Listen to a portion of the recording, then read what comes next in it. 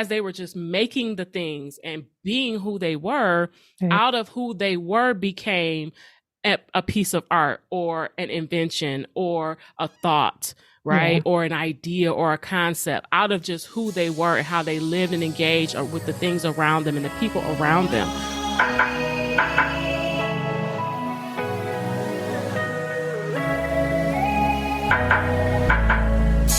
You're listening to the Experience Freedom Podcast. I'm your host, Ajene Gaylord, and I endeavor to educate, encourage, and empower women to embrace emotional healing and eradicate the stigma of mental health in the body of Christ. On this episode, we begin our two-part series on the lie of productivity. Michelle and I have a wonderful conversation about the ways that we often find ourselves paying more attention to what we do than who we are. So what I wrote down had to do with the lie of productivity, which is how do we get to the point that what we do is more important than who we are. How do we learn to rest? And I came up with the acronym for REST. Of course I did. Surprise, surprise. Which is not the rest in lay down and take a nap rest, but more in placing upon rest. Like if you were to rest your pen on the table.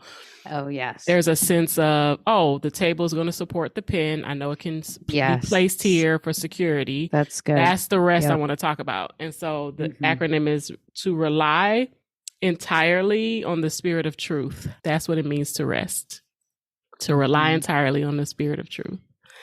And then what are some of the lies that we believe that lead to shame and prevent us from resting? So the lie of productivity was interesting because I was listening to an interview and they were talking about productivity.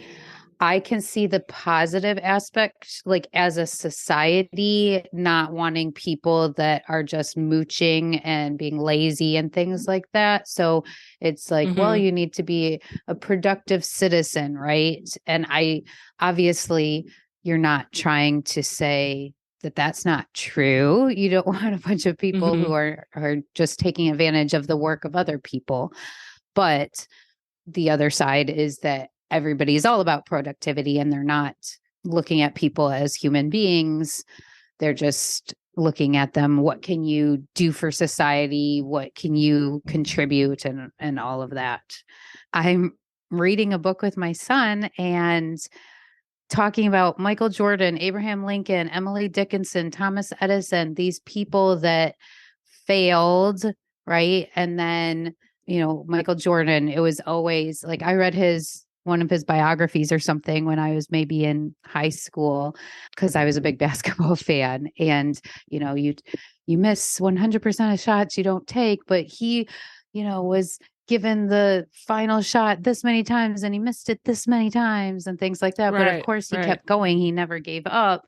And this may be totally off topic, but it made me think of why do we idolize certain people in history, right? That it's like we look to, we need a Michael Jordan to tell us that you have to keep going. Or even when you're trying to teach your children, picture book biographies, it's like, okay, these are great stories. And nowadays, they're definitely working on getting more people's stories out there, more regular people or not the same old, handful of famous people, right? Trying to find kind of a little more of obscure stories of people that have made a difference and such. But then it goes again to that power of story. And like every person has a story, whether a book is ever made about them that will live on after them. They have something to contribute just by the fact that they're on the planet Earth at this time in history. And so I think just to look at people as, your story is important, whether it's written down or idolized by others or not, just the preciousness of one person. So, and I have a reason for that while it's like fresh on my heart too, because I just watched an adoption story. Which, yeah. But anyways. Yeah. As you were talking, I was thinking about a couple of questions to add. Like you said, why do we idolize certain people in history? And then my question, in addition to that, is what is our obsession with celebrities and heroes? Like, what is it that makes us think, like you said, or normal or ordinary stories are not as valuable as the hero story or the underdog story or the person who's accomplished something? And I kind of feel like there's a disconnect between being able to accomplish something and acknowledging that accomplishment, but then also being ordinary in a sense, being normal or atypical. I don't like to use the word normal. I'd rather use atypical because I think there's a lot of connotation that we attach to normal, and I don't like that connotation. And so I'd rather use atypical as a word. But I think about the greatest hero in our entire history, who wasn't a celebrity, who was well known, and I guess you would consider that being famous, but his story was tragic. Jesus on the cross was a tragedy. It was not a glorious, glamorous experience whatsoever. His entire journey from being born in a manger and hunted to be killed, his family having to escape to Egypt because there was an edict like kill all little boys because that Christ is born and we got to get rid of him, to growing up into a man and collecting some dudes who will follow him and be with him, who eventually one of his main dudes turned on him and was like, I don't know who you're talking about, when he was challenged. Peter was challenged. And he was like, I don't know who that Christ is, to being beaten and ostracized and even exchanging himself for a murderer. They wanted Barabbas. They didn't want Christ to come off of the cross. They wanted him to be crucified. He went from being honored as Hosanna one week to the next week they're like, give us his blood, put his blood on us and all that kind of thing. And I think about if we were to tell that story today in the context of our modern understanding, and we didn't connect him to being the Son of God or God himself, and we just looked at what he experienced, we would not look at that with any hope or excitement, or look at that as a hero story or as someone who accomplished great things, and compare him to a Michael Jordan who was able to do well in his career, or Jeff Bezos who did well in business, or any of these people. Like, we would not equate that story to something that seemed like we want to celebrate it. We would look at that story like, that is horrible. Look at all the bad things that happened to him. But his sacrifice and the fact that he did what he did is the greatest story ever told. And it's the greatest sacrifice ever given, for God himself to wrap himself in flesh, go through the womb to be born, to live as a helpless infant, grow into a child, grow into a teenager, go through adolescence to become a young man, to then go into ministry and give of himself and give of himself and give of himself, to eventually give of his own life, to where he was able to be the sacrifice for the entire world. And that if anyone chooses to believe that, they are now saved and can inherit everything that he has. Like, that is a wonderful story, but looking at it from the lens of humanity, when we see the facts around what happened to him, we don't celebrate that. We don't see that as something that we should honor, or something that we should lift up, or something that we should model or even emulate. As a matter of fact, the world tells us the opposite message of get yours, get all the things, elevate to the highest level, not be humble enough to die, be humble enough to obey the Father, be humble enough to give of your life. The world is saying, take everything you can take, get all that you can get, be all that you can be, do all the things, get all the money. And Christ told someone in the scriptures, like, take everything you have, a rich man, take everything you have, sell it and follow me. This guy came up to him like, I've kept all the commandments since my youth. I've done all the right things. What should I do to follow you? He said, sell all the stuff you got, give up your wealth and your riches and follow me. And he was like, walked away grieved, because that was a heavy thing to let go of. The world says, get all the things. So I think about how we even equate our lives to this productivity lie. that you're supposed to do a bunch of stuff. Now, if we compare Christ's story to anything else, he didn't do a bunch of stuff. Like, he didn't have possessions. He didn't have a place to lay his head. I don't think he went from tent to tent. If I recall that correctly, like, he had skills as a carpenter or stonemason, however you interpret the skills of that day. He was able to use his hands for work, but he didn't have a palace. As a matter of fact, the Jews of that day were confused that he didn't roll in on a Rolls Royce, like a shiny horse with a crown on his head to overthrow the Roman kingdom. Like, they were looking at him like, you're not a shiny king. You're not the thing that we imagined. You're not this celebrity. Where is all of that? We thought you were going to roll in, rescue us from this oppressive society and take the throne and put everybody at bay. Like, he came on a humble donkey, a mule, some kind of lowly animal he rode in on. Like, he wasn't all that, but somehow society has shifted to where that has become what we ascribe to, what we aspire to accomplish. What we are trying to do is just do all the things so we can get all the things, so we can be famous and be acknowledged and be recognized. And that's wearing people out mentally and emotionally.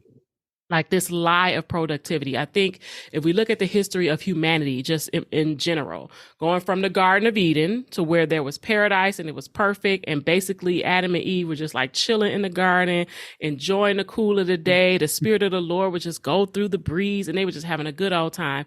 They didn't have to labor. But since the fall happened, the consequences of the fall was like, you got to work by the sweat of your brow. You got to produce. You do have to do something. Prior to that, it was just be fruitful and multiply. After the fall, it was like, okay, you are going to have to work the land. The ground is cursed. Mankind wasn't cursed, but the ground became cursed. And so now you have to work it. Now there's going to be thorns that come up with the roses. Now there's going to be weeds that grow up, and you're going to have to deal with those and till those. So that became the first instance of we have to do some work and some labor. But I think over time it shifted to where we had an agricultural society, and we did have some nomads. I'm not going to say that we didn't have people who lived, and especially as migration began to happen over the planet, we had people who lived, out of doors and didn't necessarily tend to fields, but we also had agricultural society, especially in the birthplace of civilization. So we see that you had people who had to work the land just to eat. In order for people to eat, they had to go and reap the harvest and do the work and thresh the wheat on the threshing floor and all this stuff. And over time, mankind has created machines and tools to help make that work a little easier. So we went from having none of those things available to us, but the creativity and ingenuity of mankind bringing in tools and machines and processes that help make that work easier. Well, with that came, fast forward to more of our industrial society, we're building factories and huge industrial buildings with these large machines to make the work easier, to produce more things, to create more products so that life can be easy. I think about this TV show that I was watching, and in the show it's in the 1920s where it's based. And so this is the frontier, and where you're talking about the cowboys and, people who were basically living on the land, but then they were building these cities. These cities started to pop up. And so this cowboy was going into the town with their people. And of course, they're going to the local markets and the shops. And he walks up to this guy, and this guy's like trying to sell him a washing machine. So this is the one that was basically a tub with a little board. You had to crank it with your hand. But it was, he's like, here's what you used to have to do. Here's the washboard and the bucket, and you had to use your body to kind of press your clothes and all that. He's like, well, here's a machine that you can plug in, and it's going to do all that work for you.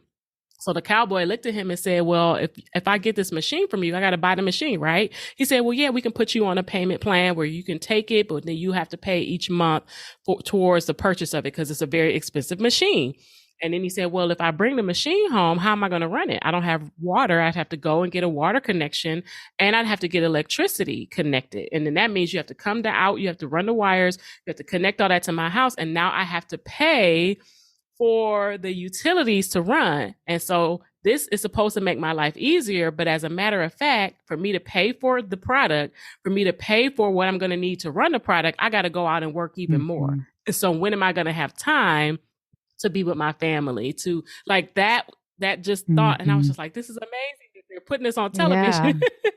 Because it's like, we're going to make your life easier. We're going to make it, you don't have to work so hard, but then actually you do. You actually have to work harder. It's just a different type of work.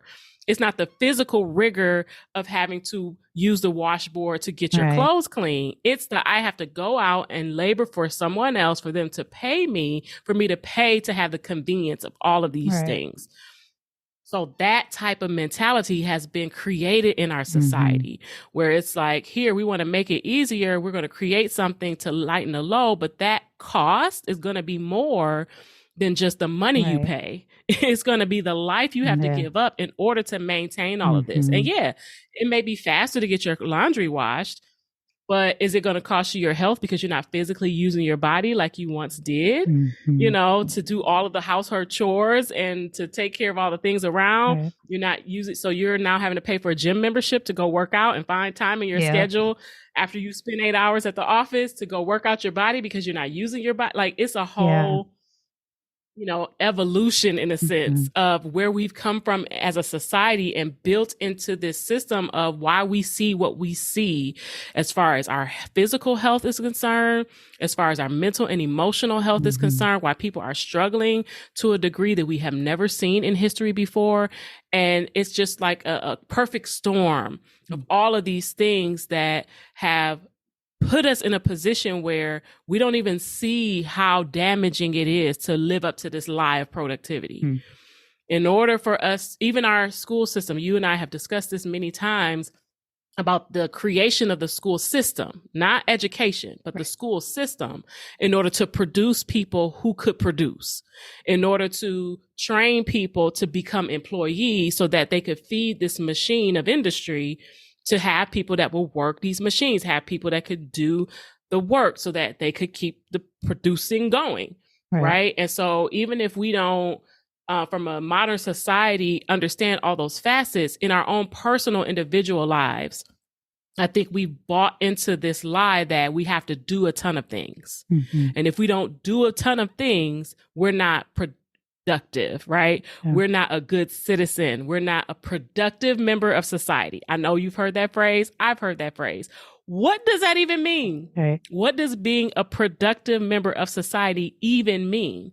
And I think we need to flip it on its head and maybe consider, if I tap more into who I am, who I've been created to be, what my talents and skills and natural inclinations and temperament and interests are, and press into that versus what I can make, it will naturally produce something from that. Like if it's, I think about some of the main intellectual figures that we look to, like Einstein, or some of the other inventors like Bell, who they say invented the telephone, other types that we've, philosophers, Socrates, Plato, all of these people that we have attributed all of this intelligence to.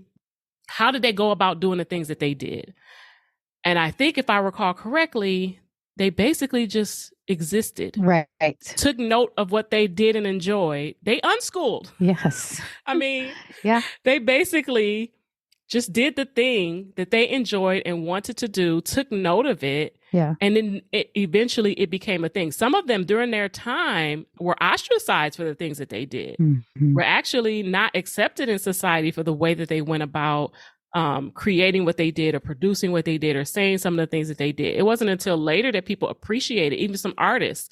If you think about a lot of the famous artists and going back to their work, they weren't appreciated. It wasn't until later. And so as they were just making the things and being who they were, out of who they were became a piece of art or an invention or a thought, right? Or an idea or a concept, out of just who they were and how they lived and engaged or with the things around them and the people around them. And I think we flipped it to where now it's, what can you do? Can you make enough YouTube videos? Can you do enough of these type of things? Can you work at a job making 6 figures? Can you earn enough degrees? Can you do all of this stuff? That's what we look to first. And then from there we say, oh, okay, well, what is your contribution? Instead of saying, well, let's start with who you are. Let's start with what you naturally have. Let's start with where you, your inclinations are, and then build from there. Yeah, that's really good. So I want to ask, how do we overcome the lie of productivity? And how do we begin to build a life that is more focused on who we are versus what we do, but also maintaining a sense of being able to create and produce and develop and ignite without the pressures of meeting somebody else's standard?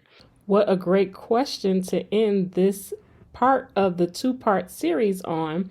So stay tuned for next week's episode, where we will dig into the answer to those questions and maybe a little bit more.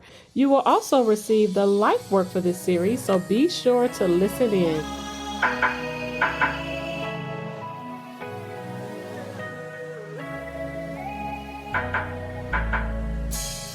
That's it for this episode. If you have been enjoying listening, please consider sharing and subscribing to the podcast. And until next time, remember, you have been set free to live free, so choose freedom.